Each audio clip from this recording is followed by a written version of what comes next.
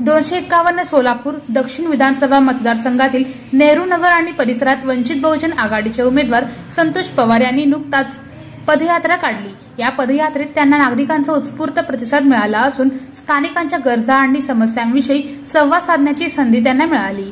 संतोष पवार यांनी या पदयात्रेतून सोलापूर दक्षिण विधानसभा मतदारसंघातील विविध भागांना भेटी दिल्या। त्यांनी नागरिकांशी संवाद साधून त्यांचे प्रश्न ऐकले। ते म्हणाले की आपल्या भागातील नागरिकांनी आजवर सत्ताधारी आणि विरोधी पक्षातील अनेक मातब्बर नेत्यांना निवडून दिले आहे, तरी देखील भागातील अनेक मूलभूत सुविधा अद्याप अपूर्णच आहेत। पवारांनी सध्याच्या लोकप्रतिनिधींवर टीका करताना सांगितले की ते फक्त किती कोटींचा विकास केला याचे मोठमोठे दावे करतात, परंतु प्रत्यक्षात स्थानिक विकासाच्या आघाडीवर काहीच कृती होताना दिसत नाही। या स्थितीत आता बदल घडवून आणण्याची गरज आहे।